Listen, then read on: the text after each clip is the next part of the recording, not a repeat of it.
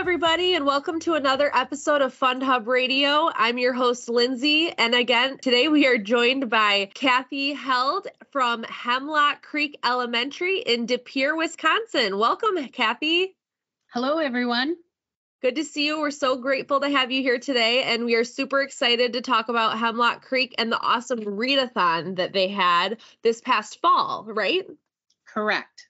Yeah. So with, we find that we get a lot of readathons coming up in the March is reading month. So we want to be able to provide all of the success stories that you guys had and hopefully pass that on to some of our listeners and viewers that are going to be planning readathons for March reading month. So we're going to get started here, Kathy. I'd love for you to just tell us a little bit about Hemlock Creek and, what type of school you guys are, as well as your role within Hemlock Creek and how you play a part in their fundraiser. Sure. So I'm the principal. Hemlock Creek is a suburban K-4 school. We have about 760 students. This was our new fundraiser for this year and our main fundraiser. That's why we chose to have it in fall rather than in spring. We would have liked to have aligned it with March's reading month, but it was something new. So we put it out there, and myself and our PTO president were the co-chairs. Love that. Okay, cool. So yeah, that is definitely something to highlight that, readathons are not just for reading month. Fall is the biggest time for fundraisers. So that totally makes sense why you guys, back to school, it brings in the, vibes for everybody getting together for the whole school year. So that's awesome. Do you guys know, or do you know how you were fundraising prior to a fun run readathon, or were you always doing the Athon style fundraisers?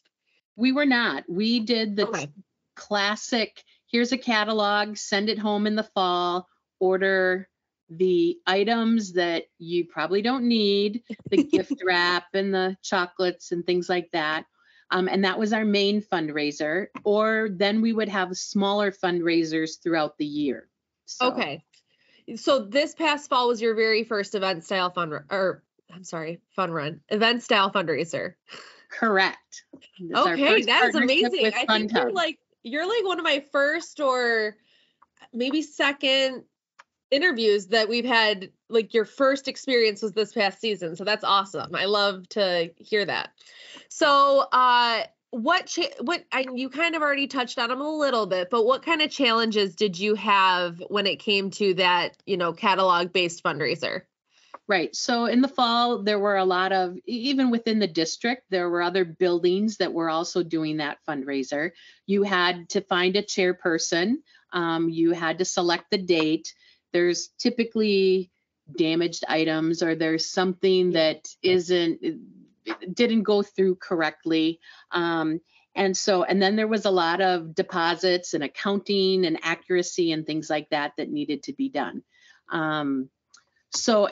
We have a hardworking but small group of PTO members. And so that always seems like we were begging for people to be on those committees and things. Got it. Okay. Yeah, those are definitely some challenges.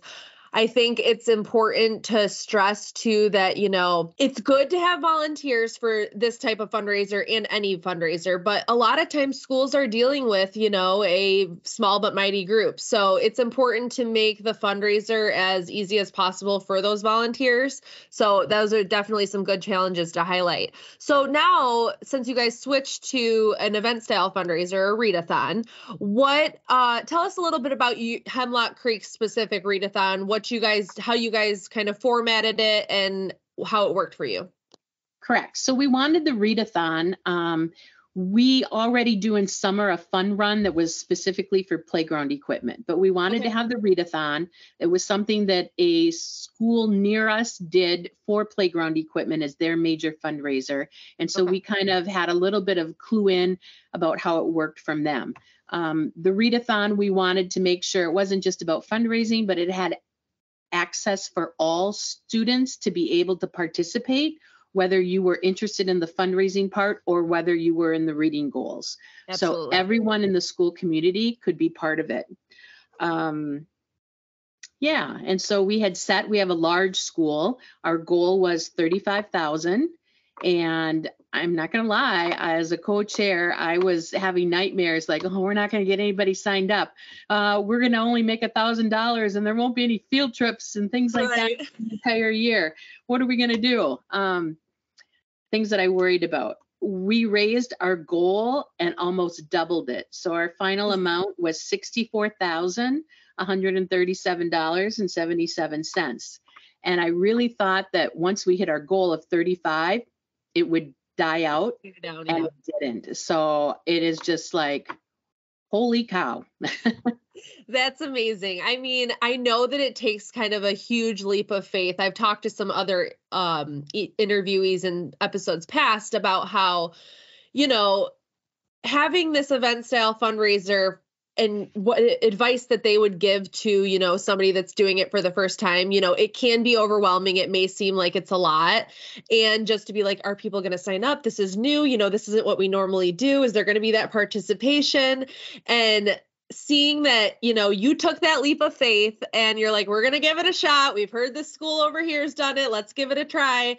And to hear that you guys pretty much doubled your donation goal, that is amazing. So I can't wait to hear a little bit more about that. Why don't you tell us about, I have to imagine with you guys raising that amount of money that you had something that incentivized these kids to be able to sign up and to donate and to read. So tell us a little bit about what kind of creative and fun incentive ideas you guys had to get those kids registered and donating. So one of the key strategies, I think, was to make sure that to get them to sign up, because if people weren't going to sign up, then it really wasn't going to make a difference because they weren't going to participate. Totally. So we ended up with 91% participation rate. And so we put a little bit in the first incentive is a color changing cup here that we had made. So we spent a little bit more money on this because if you signed up, then you got the cup. Yes. And then it kind of helped as you guys helped set our goals with it. And then we had a sticker was our next incentive. These were donated, so we didn't pay anything for that in the building. Perfect. And then That's a pro tip. Right. And so then we had some little incentives too that are, they were pretty much off of Amazon, nothing big. Right. But the other was that as kids we didn't wait till the end. Yes. We started out passing out those prizes and incentives, and I think that made a difference. Yes. We also did a lot of Facebook posts, and then as a principal, there was a lot of shout outs that I would do. We also did the bingo card for students completed things for reading activities throughout the month. They could turn in the bingo card, and then we had random drawings for that.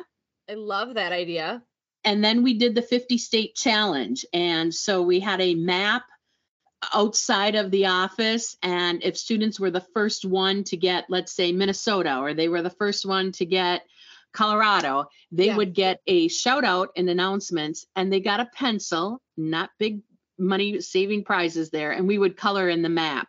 Well, we ended up with 50 states and then with 8 countries represented. So it was pretty amazing to see the community build up and the branding actually for our school, because then people got to see what was Hemlock Creek all about.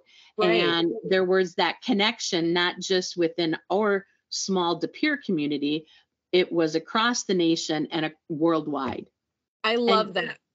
And people were supporting kids with their reading goals, right? We wanted to have the love of reading.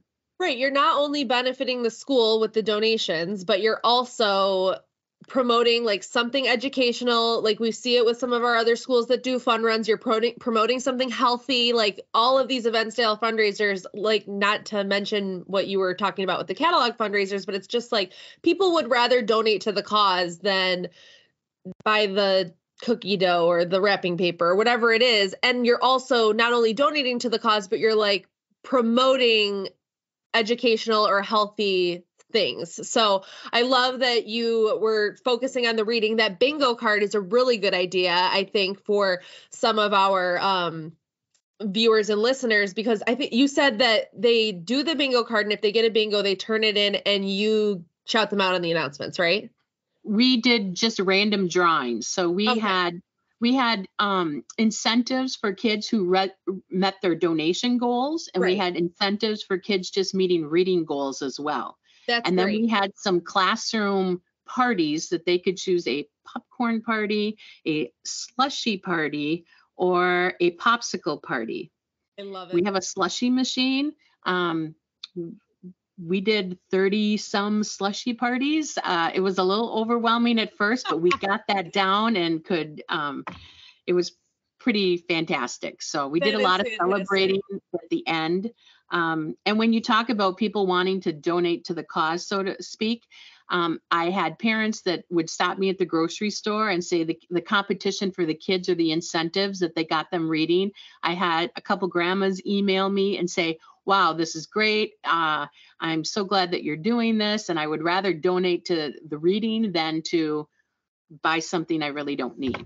Right, exactly. And I want to highlight a couple of things, because what I like about about Hemlock Creek is that you guys incorporated like the, cost savings, small trinket toys, just to kind of like get the momentum going. And, so Johnny can have his little duck or his little cup and say, hey, like Joey, like, don't you want to get the cup? Like, you got to sign up, and then also incorporating some of those experience-based incentives, like the slushy party. You already had the slushy maker, so you guys could utilize that. Same thing with the announcements shout out, like it doesn't cost any money, but the kids will never forget it. They're going to be like, remember when, Mrs. Held, shouted me out on the announcement. So I think those are really two good things to highlight, because we see a lot of schools that do only experience-based. We see a lot that do only the, small trinket toys. So that the fact that you guys were able to combine those, that was awesome. I love that.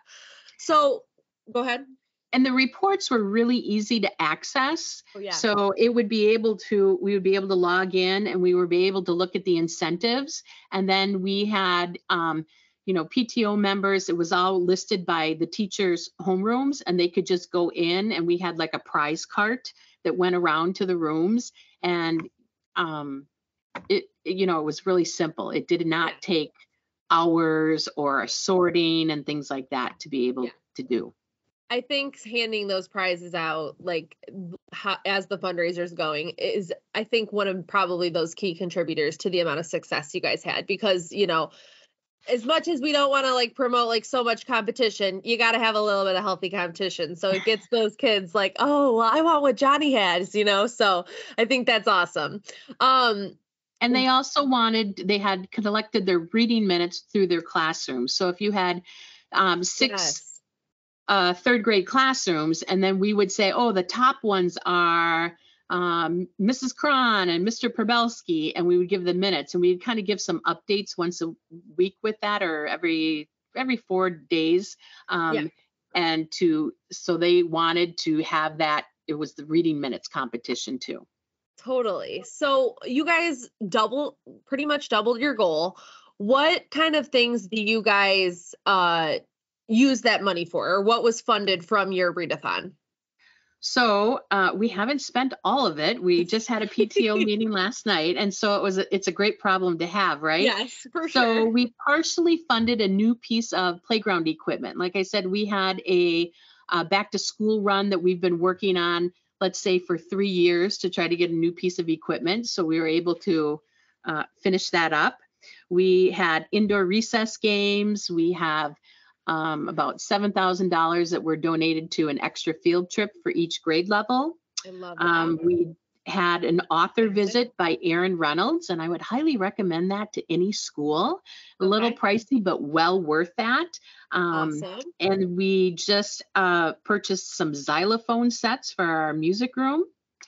We're a PBIS school, so we have incentives or prizes that we hand out for that weekly. So we spent some money on that. And then we just bought over $15,000 worth of books for our K through 2 classrooms for decodable readers. Wow, that's awesome. So we're still looking at things for our end of the year celebration. Yeah.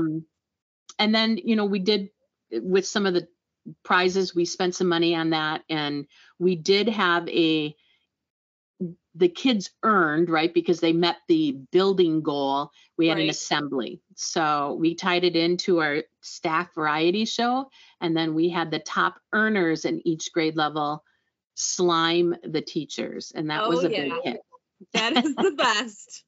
Slime is So like a huge thing. And then to be able to do that to your teacher, like how cool. yeah, That's awesome. so a lot of celebrating with it, which was fun. Totally. I mean, you have to, and then, because that'll just promote the participation for next year. They'll be like, remember that slime party? We got to do that again, so that's really, really great. I love that you guys were able to fund so many amazing things for your school, as well as still have a little bit left over to use towards the end of the year, so that's great. What would you say is your favorite part about Get Movin', the platform? What you guys felt was the most useful during your fundraiser? I also wanted to know, did you guys use the activity counter at all, or did you guys not use that? Where you were able to count minutes or read? They were able to look in and see, like teachers in classrooms, or if they went to the web page, there was the minute counter. So they were able to look at that. Yes. Cool. Not every Read-Athon school that we have uses that, but it is cool. It also kind of creates that competition with reading minutes as well. So that's great. So did you have anything else that you guys found really useful during obviously I know you kind of mentioned the reporting already, but what was some of your favorite parts? Yeah, I think the feedback from students and families was a positive. The tracking of the success on the website was very easy. And a parent of the grocery store said, we kept checking it every night. We kept checking it every night. So they bought into it, right? And it was easy to look at. And then I said, it's meaningful because it was the reading piece of it. We had more participation, and then it was the love of reading, and not just here's gift wrap to go and trinkets to go and sell, right? I hear you. So there was more of a purpose with it. Yeah. And I think as for tips, I would say, one, look at what is your incentive for registration, because if you don't have people registering, you're not going to have those shares. Yeah. We did a lot of Facebook posts and announcements. So, and with Facebook, we scheduled those off of our school website to come in, not just the PTO website, but I did that in-house. And then with the daily reports, we would run them at 9:00, have Prize Patrol go out, and those incentives, we didn't wait till the end. They were continual. So, we had people earning the cup, right? The cup, it's infamous. Cup, yes. To even the last couple days, people were still doing that. And the prizes, here's another one. It's a magnetic bookmark that's a smelly. Oh. So this one is pineapple, and it was pretty cheap, but it tied in with the readings. So. That's what I was just going to say. It ties right in with your readathon, not theme, but fundraiser. Yeah, that's great. That's cool too, to be able to incorporate. And like you said, like super low cost little trinket toys, bookmarks. Those are great things that don't cost you a lot of money that will get the kids excited. So that's awesome. We're kind of getting here towards the end, but I just wanted to find out, you guys obviously had great success as it relates to the readathon itself. Did you find anything that you used, like maybe a unique approach or a key strategy? Because, spring readathon season is right around the corner. I want everybody to be able to, I know you mentioned registration, being able to get up to that high amount. And like you just said, not ruling it out at the last minute. Those kids at the last minute may be able to, their parents didn't get busy or they got home from a work trip. And even though it was the last 3 days, they were still able to get on and get registered. Maybe do you attribute like sharing to that with like on social media? Like, were there any things unique that you guys pushed that were able to get you guys to that amazing $64,000 number? I think just creating the hype that there was a buzz about it, and whether it was an announcement within the building or there was a social media post as a reminder. We also reached out to some business partners who had donated some items for our top prize bags, and then we had posts for those as well.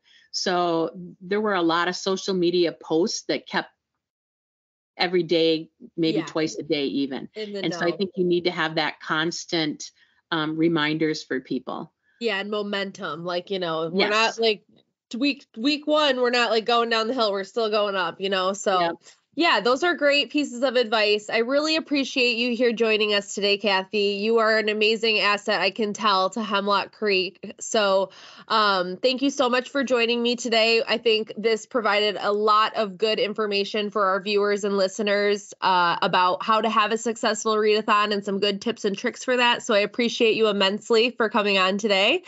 And we're going to wrap up here, and please stay tuned for another episode of FundHub Radio coming up in just another couple of weeks. So bye, everybody. Have a great day.